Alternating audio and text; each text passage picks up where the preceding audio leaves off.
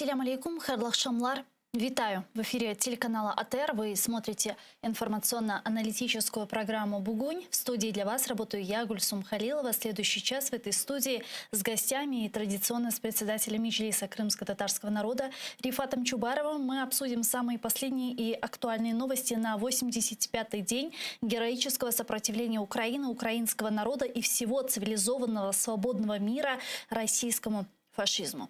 Я напомню, что мы работаем в прямом эфире на экраны ваших телевизоров. Режиссеры периодически выводят номера телефонов. Вы можете звонить к нам абсолютно бесплатно по Вайберу. +3 8067 63 46 130. А также можете присоединяться по скайпу atr.tv. Это наш адрес. Звоните, задавайте ваши вопросы, если вам есть что сказать нам. Важен ваш голос. И не забывайте подписываться на наш YouTube-канал. Там мы вещаем как в онлайн-режиме, так и выкладываем самые интересные фрагменты из наших эфиров.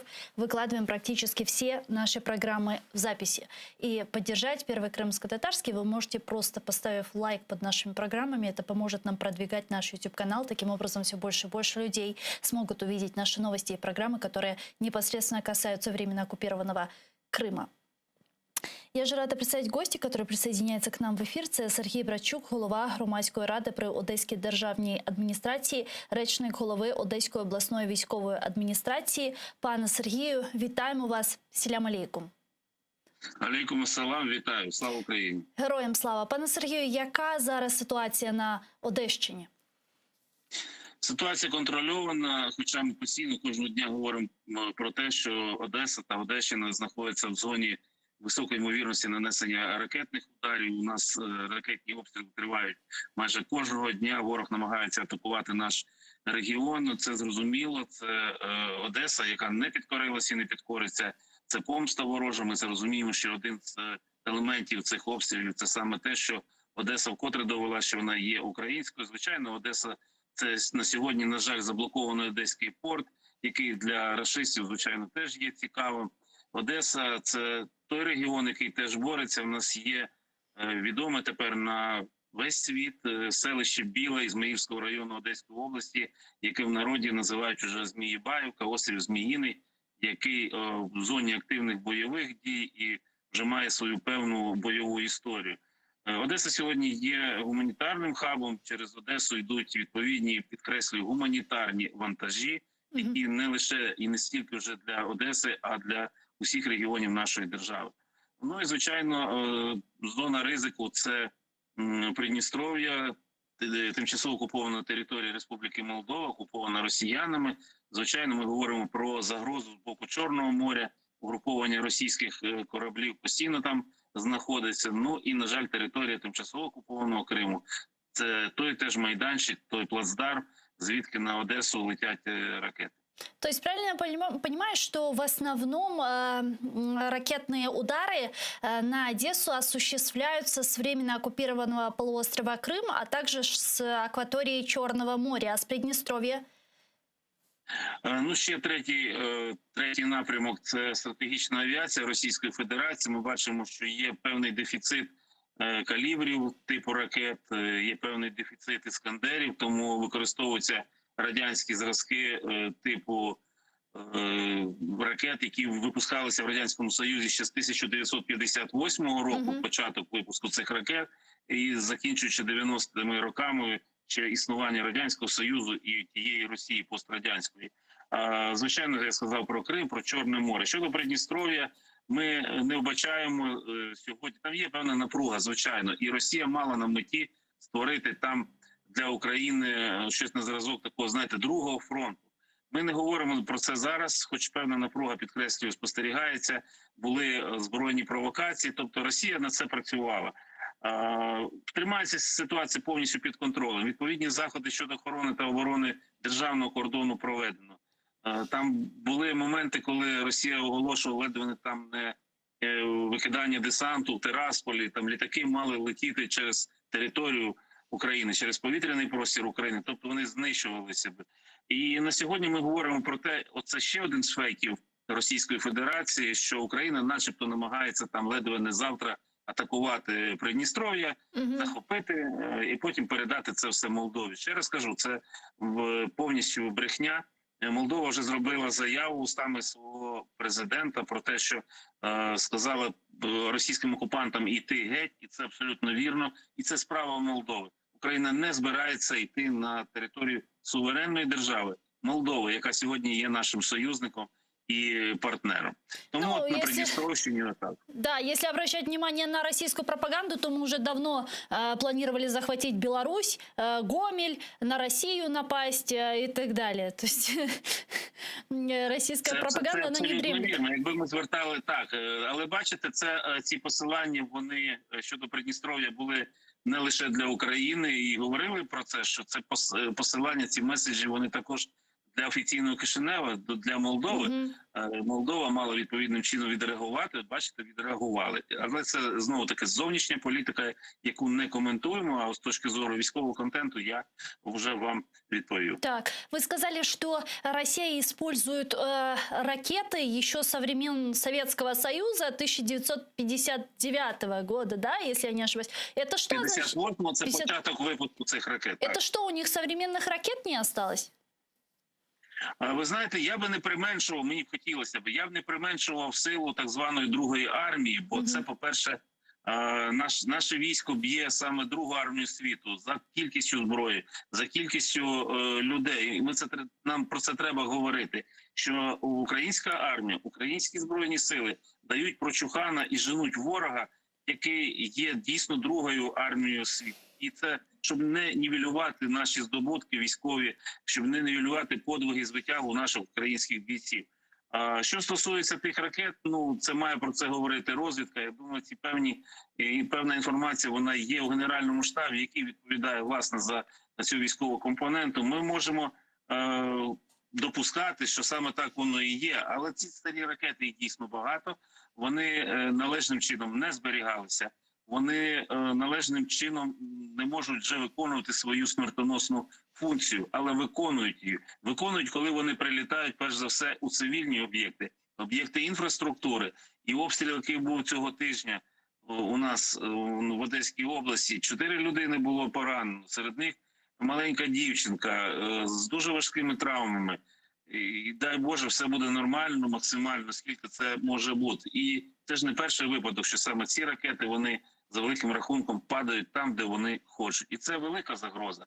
А більше того, та стратегічна авіація, про яку ми, до речі, говоримо, ці літаки, вони беруть на борт ці крилаті ракети, випускають. А потім не треба забувати, що цей літак має пройти повне і технічне обслуговування після того, як здійснив цей політ. Ми знаємо, як на Росії з оцим російським авось вони утримують техніку. Ми прекрасно це розуміємо. Тому ця техніка, я, звичайно, бажав би, щоб ці ракети летіли, падали десь над Курщиною. Ну, чесно вам скажу. Так? Але сьогодні вони падають на наші голови, сьогодні вони падають на наших дітей, калічать їх, не дай Боже, вбивають. І сьогодні Росія, бачите, і того ці фейки запускає, що начебто тут в Одесі, зокрема, у нас вже Одеська кіностудія стала військовою базою. Набір стандартний, українські націоналісти, військова техніка. Це така собі Марія Захарова-Бояришникова.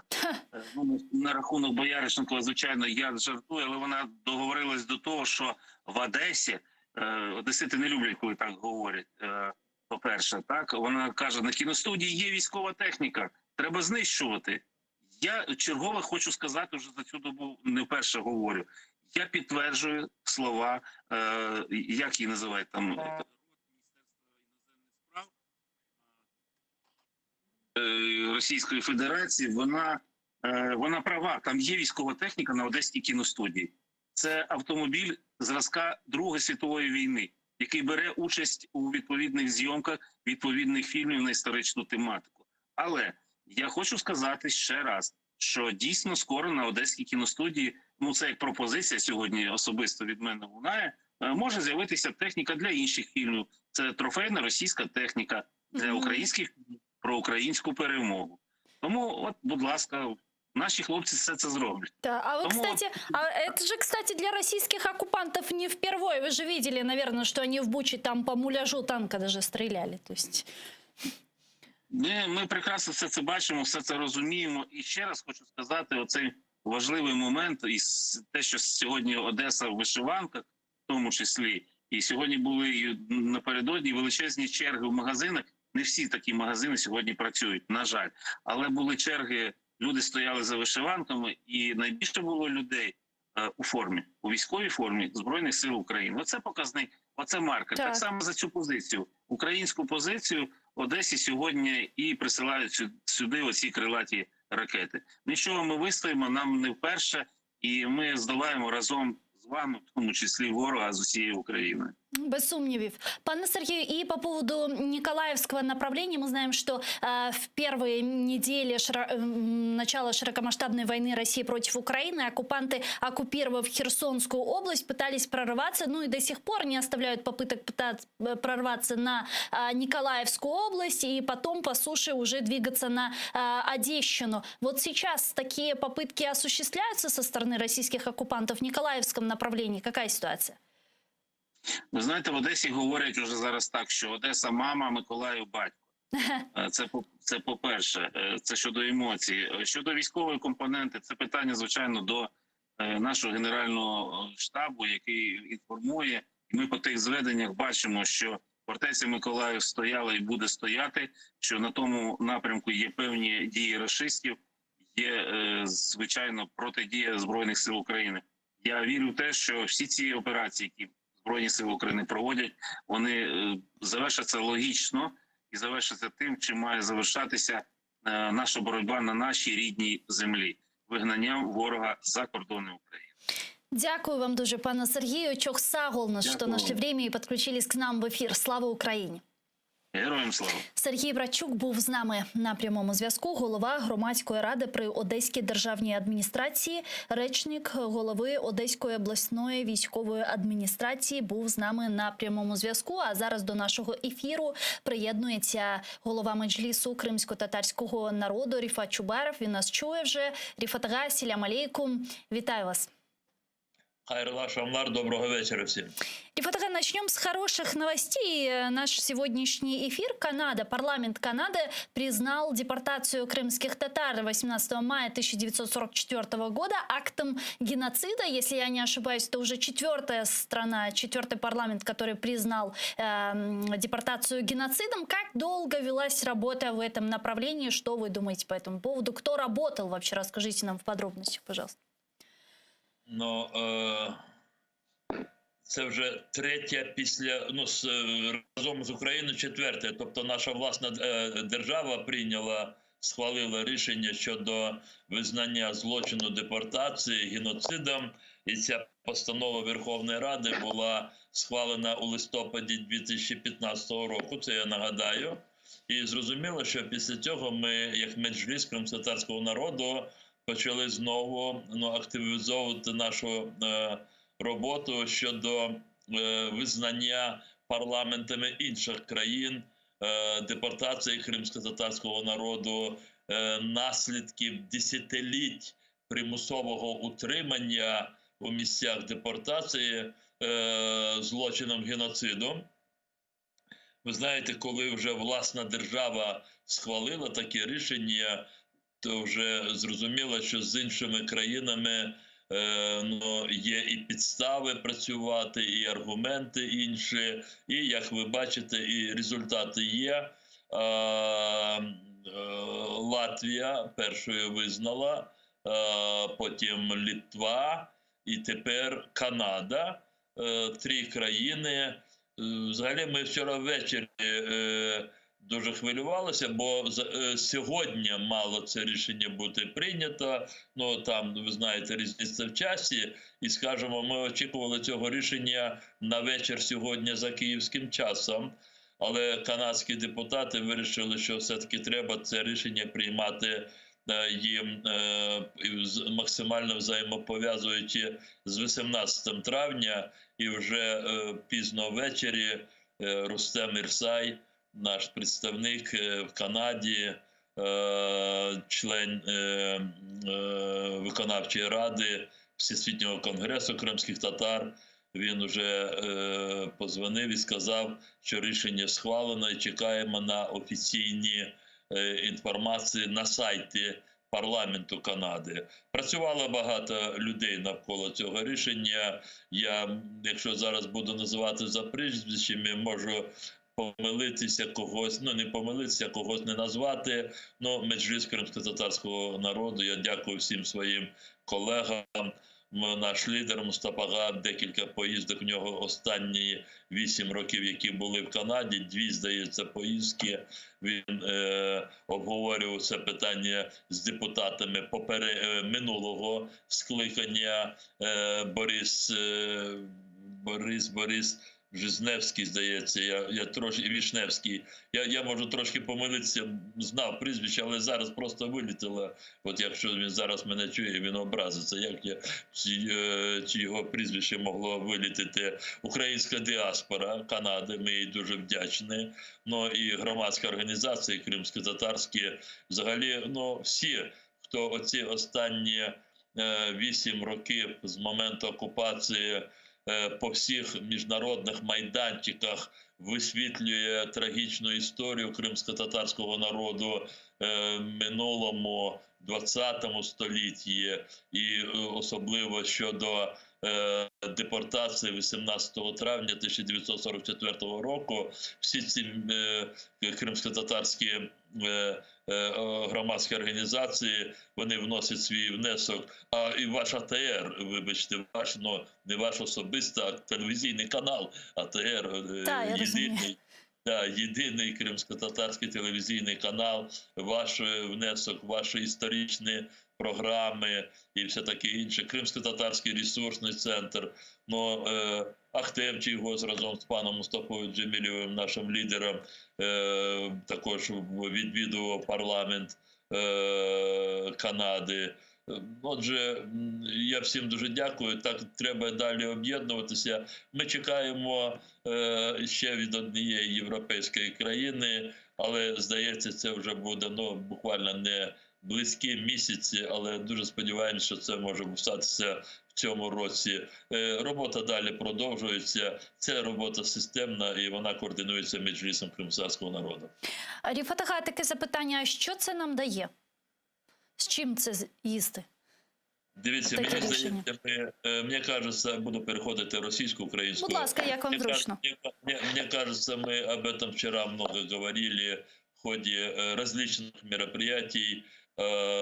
Память жертв геноцида крымско-татарского народа, как раз и постановление Верховной Рады Украины, которым депортация 1944 года была признана геноцидом, и было установлено, что в Украине 18 мая ежегодно отмечается как траурная дата, День памяти жертв геноцида крымско-татарского народа. И вчера вот в этих многих мероприятиях, в том числе на международном онлайн-митинге, мы говорили о том, что каждое преступление, особенно если это преступление совершается против человечества, можно сказать, против человечности, это термины синонимы, против людяности, да, украинскую, так воно звучить. Так. Каждое преступление должно быть, те, кто совершил преступление, должны понести наказание. Преступления совершают конкретные люди. Преступления совершают конкретные государства. И очень важно, чтобы и люди понесли наказание при жизни своей. Как было, скажем, со многими главарями фашистской Германии, нацистами в 1945 году после повержения фашистской Германии. Некоторые из самых главных главарей, они покончили жизнь самоубийством, но очень многих судили и приговорили их к смертной казни.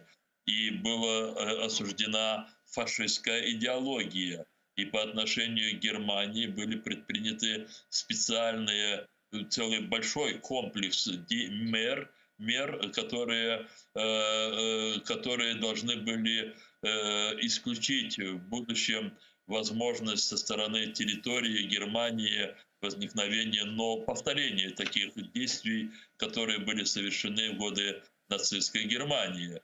И вы знаете, в том числе вплоть до разделения Германии на несколько оккупационных зон, из которых потом возникли две части Германии. Но это уже были политические решения.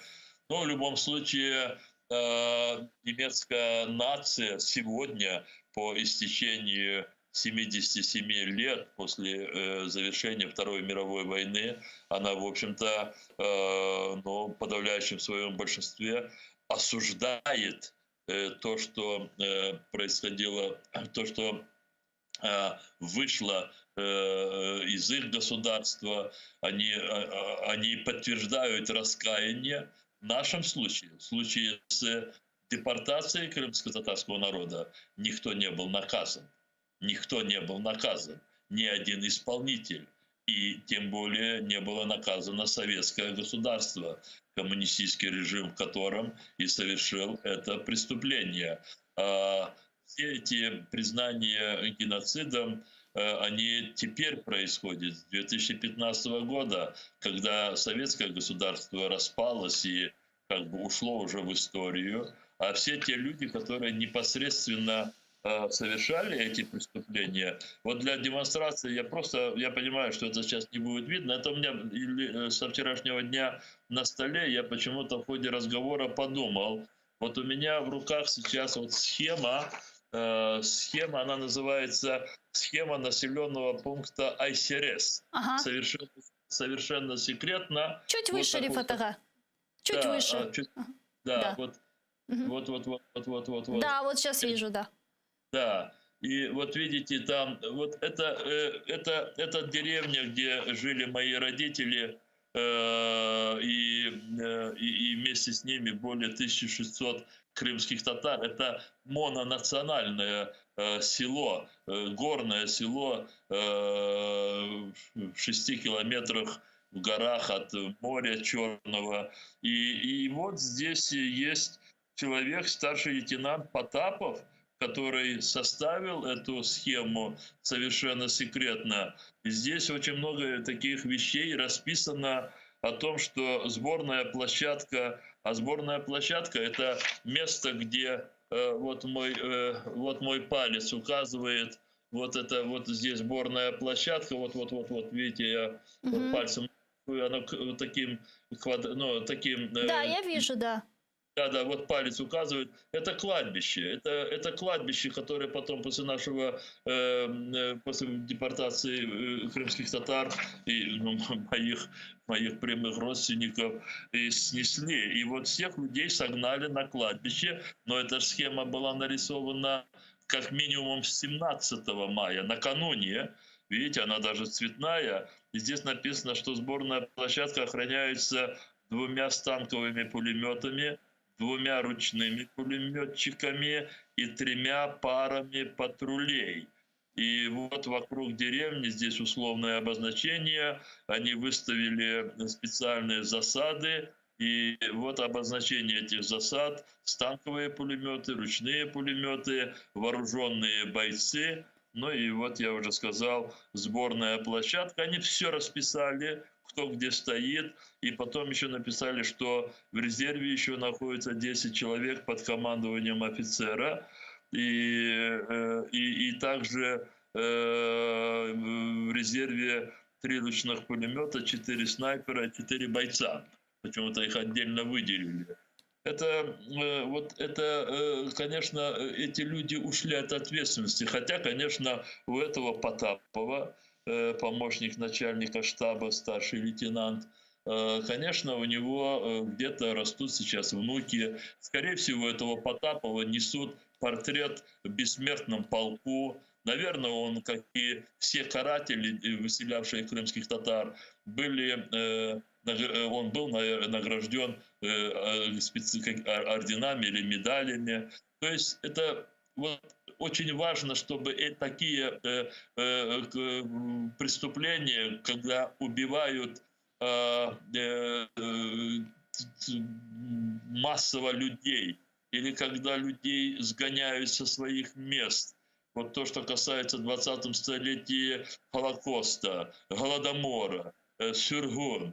Вот в какой-то мере за Холокост решение успели принять, Нюрнбергский трибунал. Хотя, конечно, очень многие избежали этой ответственности, но виновные за Голодомор, за Сюргюн, как государство СССР, так и все эти десятки тысяч исполнителей, НКВДисты и всякие другие каратели, они избежали ответственности. Но, тем не менее, я пытаюсь, чтобы со мной согласились ваши телезрители, и сегодня осуждение и признание этих преступлений геноцидом очень важно, чтобы тогда, когда кто-то, не дай бог, решится на какие-то действия, чтобы у него было четкое осознание того, что его действия, если они хоть в какой-то мере будут напоминать преступления 20-го столетия, они будут стать под оценку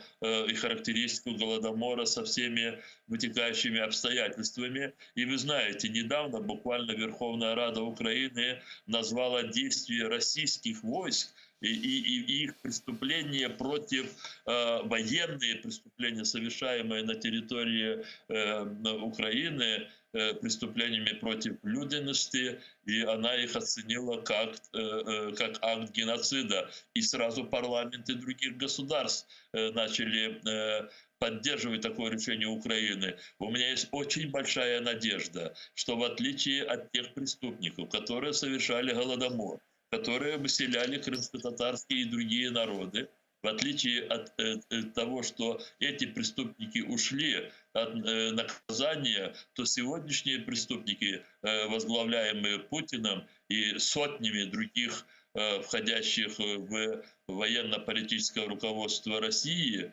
а также непосредственные исполнители вот этих военных преступлений, совершаемых на территории Украины в составе российских войск или спецслужб России, они все будут наказаны при жизни.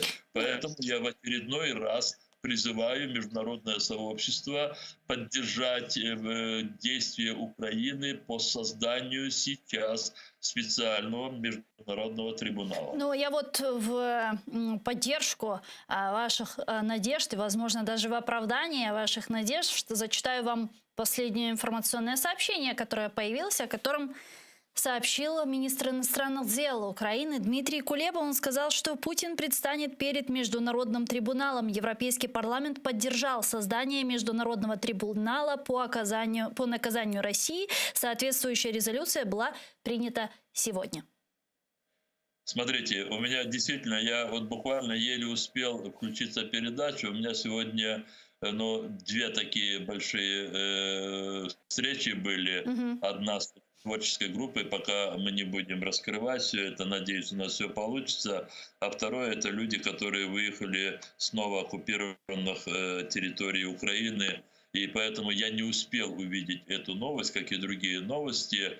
Но я очень рад, что такая поддержка, она идет. И очень рад, что мы, как государство, в этом определились. Я, как и министр Кулеба, но тоже почти что уверен, но буду уверен тогда, когда Путин уже будет непосредственно сидеть на этой скамье. Но так или иначе, я так понимаю, это пока что только резолюция членов Европейского парламента, но, как правило, все резолюции Европейского парламента, Парламентской ассамблеи, Совета Европы, ОБСЕ и так далее, они несут рекомендательный характер, правильно я понимаю? Или же на основе этой резолюции уже можно говорить о том, что будет создан международный трибунал по привлечению к ответственности представителей путинского режима и непосредственно самого Путина?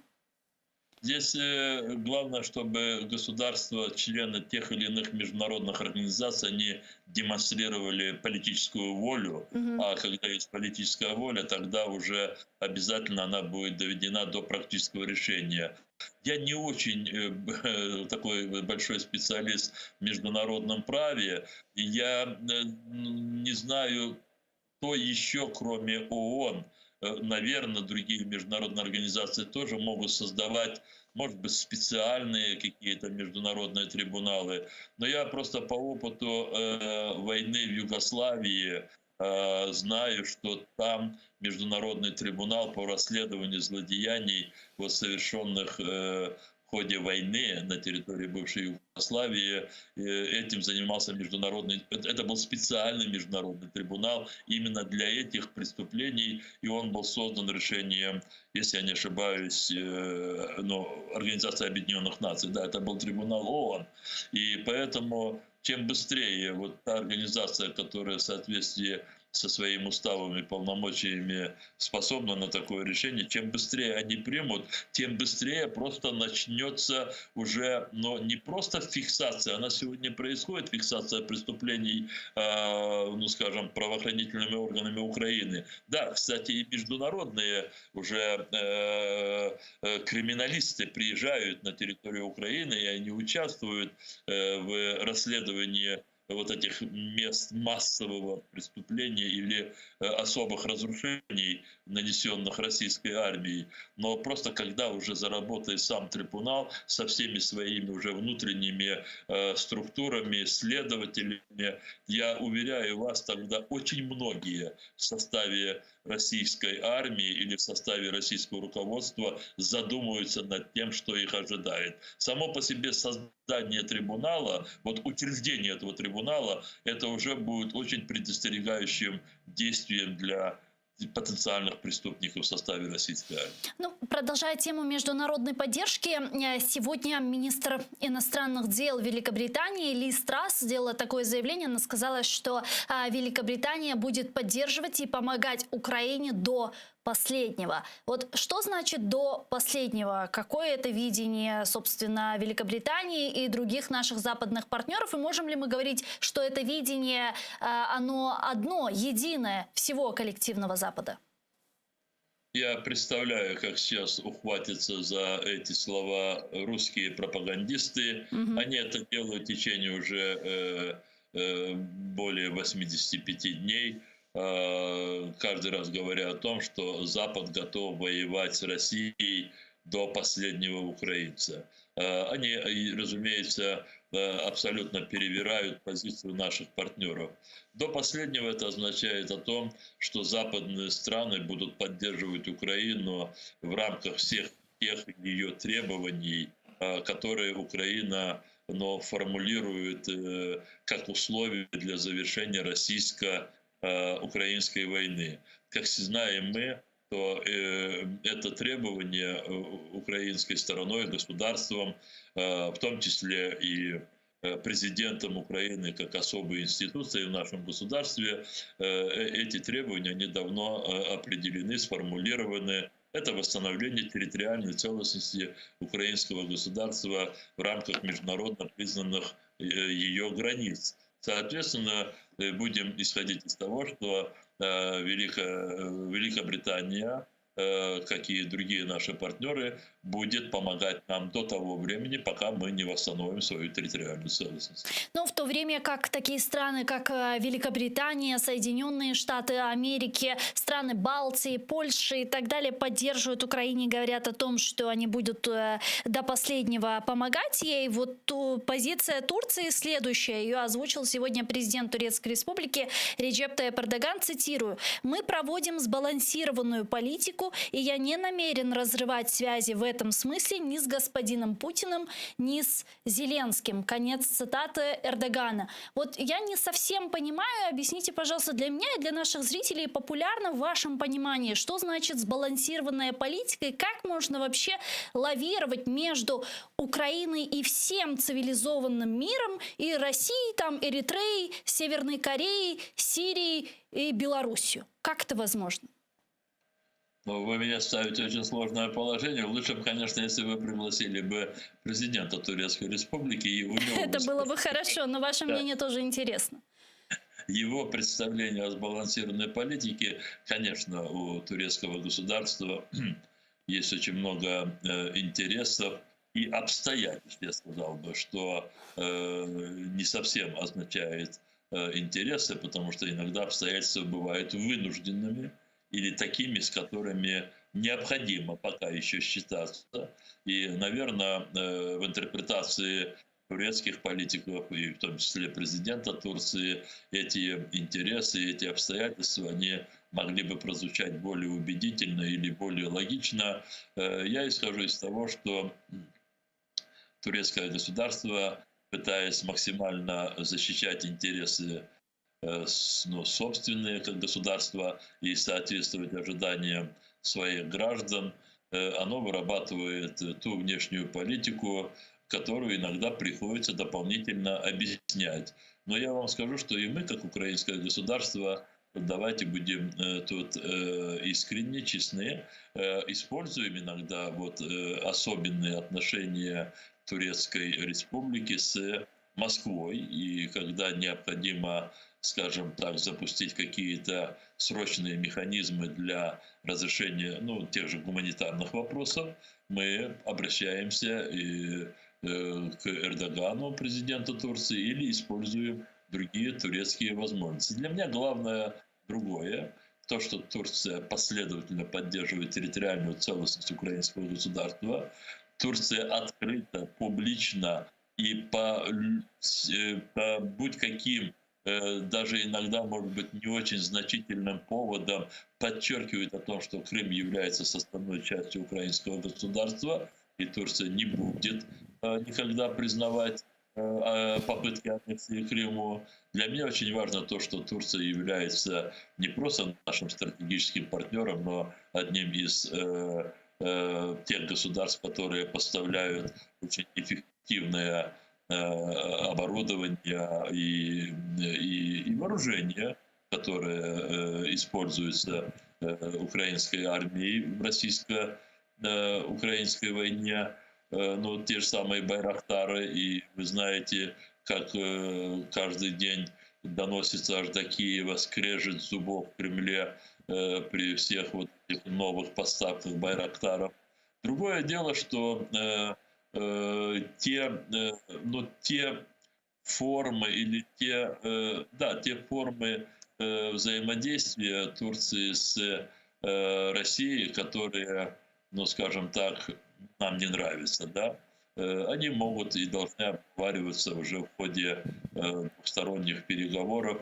Насколько они будут услышаны турецкой стороной, будет зависеть от тех же особых обстоятельств. Есть Сирия, я не буду просто лезть далеко в дебри. Есть Сирия, есть Иран, есть зависимость от российского газа, есть большие долгосрочные проекты, реализуемые с Москвой, в том числе атомная станция Аккуйо. И есть другие моменты, которые, видимо, и определяют такую форму поведения турецкого государства. По поводу переговоров вы упомянули недавно. Советник главы Офиса президента Михаил Подоляк сообщил, что переговорный процесс между Украиной и Россией приостановлен, а сегодня представитель Министерства иностранных дел России заявил, что Россия заинтересована в возобновлении переговоров с Украиной. Как вы оцениваете это заявление? И можно ли говорить, что российские Риббентропы, Геббельсы, Гиммлеры уже понимают, что это провалы и каким-то образом пытаются садиться за стол переговоров, или по каким-то территориям что-то там договариваться? С Россией, я буду максимально сейчас откровенен, с Россией следует настоящий этап российско-украинской войны идти на переговоры исключительно и только лишь по гуманитарным вопросам. Обмен пленными, обмен телами, или выдача тел, здесь не надо обмена, я оговорился, извините, выдача тел, они не забирают тела своих солдат. Их приходится здесь держать в этих рефрижераторах, чтобы они до конца не разлагались. А во всех других случаях Россия не дает никаких оснований для того, чтобы даже подумать о возможности каких-то встреч для обсуждения вопросов, вызванных этой войной. Но какие вопросы можно обсуждать с Россией, кроме гуманитарных, на фоне того, что премьер-министр правительства России Марат Хуснуллин вместе с крымским гауляйтером Аксеновым и с марионетками новых оккупационной власти в Херсоне Владимир, по-моему, Сальдо и Кирилл Стремоусов, когда они обходят уже и планируют по самым стратегическим объектам действия России. Вы представьте себе, что премьер-министр правительства России по вопросам строительства и регионального развития обходит новооккупированные территории. Это же понятно, зачем это делается. Это же не просто картинка. И уже вчера, если я не ошибаюсь, Сальдо заявил, ну Сальдо, это я просто еще раз напомню всем, это бывший украинский политик, он, по-моему, чуть ли не 4 раза, ну, может быть, я ошибся, пусть будет 2 раза, избирался мэром Херсона, он был в нескольких созывах народным депутатом Украины, он изменил украинскому государству, перешел на сторону российских оккупантов, добровольно или по принуждению, я сейчас не могу сказать, но сейчас он демонстрирует искреннюю радость. И вот этот целый вице-премьер ходил, Хуснуллин с ним, и на второй день этот сам заявил о том, что Россия, Херсон станет частью российского государства. Какие могут быть переговоры? То есть министерство, то есть российская сторона хочет там говорить условия статуса, говорить статус новооккупированных территорий Украины? Наверное, скорее всего. Я думаю, что нет, никаких переговоров за исключением гуманитарных вопросов. А вот вы сказали, упомянули Хуснуллина, он также вчера сказал, что на территории Херсонской области начнут ходить рубли?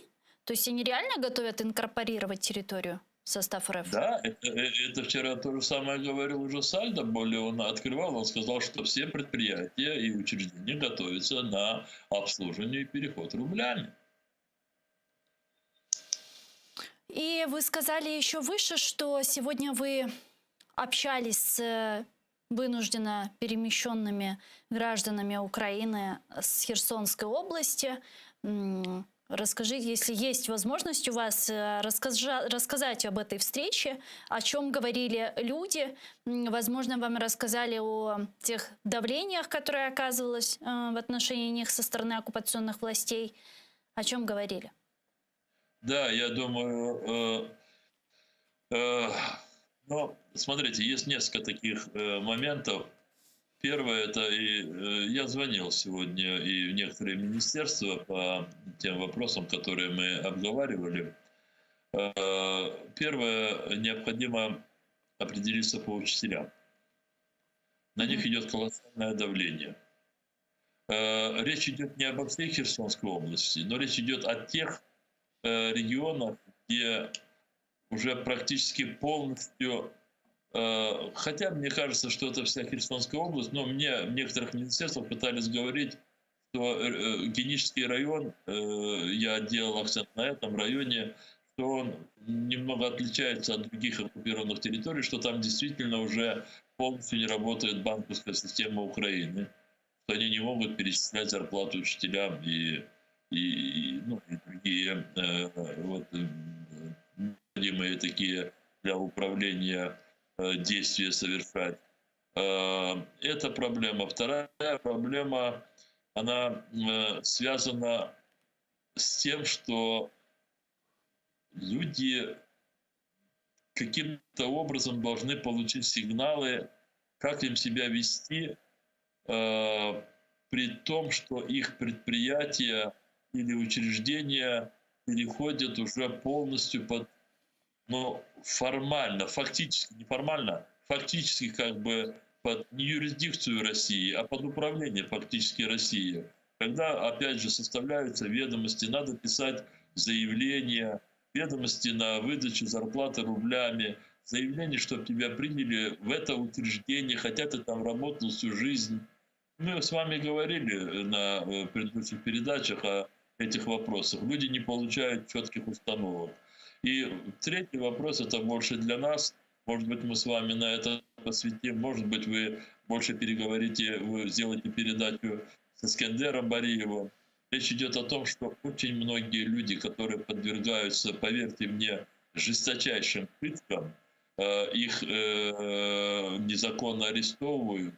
Мне рассказывали просто детали, как человека били сперва у него во дворе, потом вывезли с мешком на голове на кладбище, сняли на секундочку мешок, чтобы он увидел, что это действительно кладбище. Потом представили пистолет в голове, уже снова одетый в мешок, и сказали, что если он не признается, ему сказали, в чем надо признаться, я пока не буду называть, то они его расстреляют. Но у человека хватило мужества не взять на себя несовершенное им. Но мы, наверное, должны просто людям объяснять, что такие случаи не должны держаться в себе. Чем больше ты не рассказываешь, что с тобой происходит, то есть чем меньше публичности здесь, гласности, вернее, не публичности, гласности, человек должен сказать, где, кто к нему пришел и чем ему угрожали. Потому что те, кто совершает вот такие страшные преступления, они тоже в какой-то мере будут опасаться, что их имена и действия будут известны для правоохранителей. Может быть, на эту тему надо сделать отдельную передачу. А кто, на ваш взгляд, должен подготовить эти указания, эту методичку, возможно, какую-то по тем вопросам, которые вы озвучили выше, в частности, по тому, как действовать, как поступать учителям, сотрудникам социальных служб и так далее? Мне кажется, это должно делать Министерство юстиции вместе с заинтересованными ведомствами. Вы помните, когда Крым оккупировался, и как мы тогда в какой-то мере не успокоились, я даже не могу подобрать слово, но, скажем так, обрадовались тем разъяснениям Министерства юстиции по поводу поведения насильственной паспортизации. Мы же тогда говорили, я сам тогда, я же был в условиях оккупации, и мы тогда публично требовали, чтобы каким-то образом найти правовое решение, когда человек не может не взять паспорт, поскольку отсутствие этого навязываемого ему паспорта будет усложнять ему жизнь на своей земле, дома, и в итоге он окажется без дома, без своей земли и за пределами Крыма. А это мы никак не могли себе позволить. И тогда Министерство юстиции подготовило решение о том, что насильственная паспортизация не означает изменение гражданства, и украинское государство в своих взаимоотношениях с жителями Крыма, являющимися гражданами Украины, и далее будет в своих взаимоотношениях исходить из того, что это есть граждане Украины. Вот такие подобные решения, не в связи с паспортами, а в связи с рабочими местами, я лично не могу видеть. Но видите, здесь есть некая особенность в зависимости от Крыма. Я попытаюсь буквально двух предложений сказать. В Крыму они оккупировали, и потом, с их точки зрения, они его, Крым, аннексировали. Хотя мы говорим о том, что они совершают попытку аннексии, эта попытка длится 8 лет. Но в любом случае с 20 марта они установили там свои правила. И люди уже сразу во всех своих поведениях, действиях, жители Крыма, они уже подпадали и под действие международного гуманитарного права. А международное гуманитарное право в значительной мере расписывает ответственность и оккупирующей стороны, и, в общем-то, поведение жителей оккупированных территорий. На территории Херсона и Запорожья русские пока еще избегают определения статуса этих территорий. Они действительно думают, видимо, о том, что это может повлечь еще больше санкций на фоне этой войны. И несмотря на то, что приезжает туда Хуснуллин, Сальдо говорит о рублях, там все тому подобное, но они не определяют статус этой территории как оккупированной. И поэтому Министерству юстиции Украины надо, принимая все эти обстоятельства, тем не менее надо принимать решения. И, Рифат ага, вот буквально 3 минутки до завершения нашего эфира, даже 2. Я бы хотела закончить сегодняшний наш эфир с хороших новостей. Только что Конгресс Соединенных Штатов Америки одобрил выделение Украине помощи в размере 40 миллиардов долларов. Это хорошая новость. Я хочу сказать, что на сегодня по самым минимальным подсчетам ущерб, нанесенный Украине в результате российско-украинской войны, в результате агрессивных действий России, составляет, я еще раз повторяю, по самым минимальным таким подсчетам 100 миллиардов долларов. И поэтому Российской Федерации, всему населению России надо готовиться к тому, как они будут выплачивать в течение многих лет репарации для того, чтобы возместить тот ущерб, который они продолжают наносить Украине, ее гражданам, миллионам людей. И 40 миллиардов – это чтобы мы отстояли свое право на свободное развитие и на собственное государство. А российские триллионы пойдут на восстановление всего того ущерба, который нам нанесен. Çok sağ olun, Рифат ага. Дуже дякуємо вам, голова Меджлісу кримсько-татарського народу. Рифат Чубаров був з нами на прямому зв'язку. Яран Корошкенджи. А я с вами вынуждена попрощаться, но вы оставайтесь первым крымско-татарским. Сейчас эфир продолжает информационная программа «Заман» на украинском языке. Наши журналисты расскажут вам о самых последних и актуальных новостях, а после вас поприветствует мой коллега Айдар Муждабаев в программе «Прайм Муждабаев». У него в гостях будет украинский политический деятель, дипломат и экс-представитель Украины в политической подгруппе трехсторонней контактной группы в Минске Роман Бессмертный. Будет интересно, не пропустите.